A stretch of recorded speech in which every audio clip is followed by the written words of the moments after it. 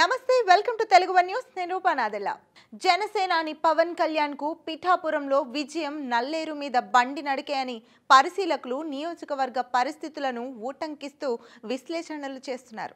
మరోవైపు పవన్ కళ్యాణ్ ను ఎలాగైనా ఓడించాలన్న పట్టుదలతో ఉన్న వైసీపీ దాడులకు పాల్పడుతూ తన పరపతిని మరింత దిగజార్చుకుంటోంది.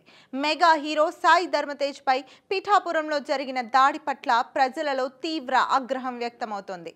ఇక ముద్రగడ పద్మనాభం కుమార్తె క్రాంతి తండ్రితో విభేదించి తన మద్దతు పవన్ కళ్యాణ్కే అని ప్రకటించడం, ముద్రగడ తన కుమార్తె తన ప్రాపర్టీ కాదు అంటూ వ్యాఖ్యానించడంతో ముద్రగడ తన పరువునే కాకుండా పార్టీ ప్రతిష్టను కూడా మంటగలిపేశారు.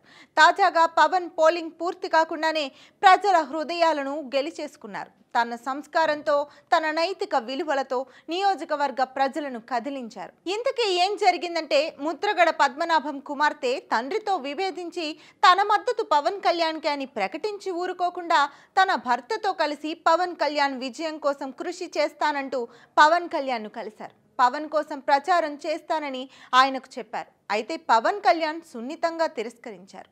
తాను కుటుంబాలను కలిపే వ్యక్తినే కానీ విడదీసే వ్యక్తిని కానని ముద్రగడ కుమార్తె క్రాంతికి విస్పష్టంగా తెలిపారు. ఆమెను ఇప్పుడు జనసేనలోనికి ఆహ్వానించలేనని సున్నితంగానైనా చాలా స్పష్టంగా చెప్పారు.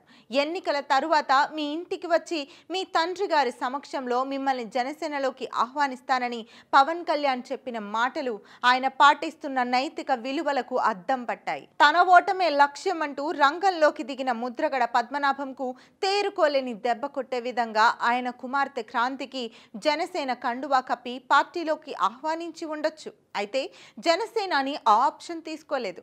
తాను కుటుంబాలను చీల్చే వ్యక్తిని కానంటూ సున్నితంగా క్రాంతి జనసేన ప్రవేశాన్ని నిరాకరించారు. అంతేకాదు ముద్రగడ పద్మనాభం సమక్షంలోనే ఎన్నికల తరువాత మిమ్మల్ని పార్టీలోకి ఆహ్వానిస్తానంటూ చెప్పి తనపై అడ్డగోలు విమర్శలు చేస్తున్న ముద్రగడ పద్మనాభానికి కూడా గౌరవం ఇచ్చి ముద్రగడ స్థాయిని అందరికీ అర్థమయ్యేలా ఎత్తి చూపారు. పవన్ కళ్యాణ్ వ్యక్తిత్వంతో పోలిస్తే ముద్రగడ స్థాయి పీపీలకం కంటే తక్కువ అని జనం భావించేలా చేశారు.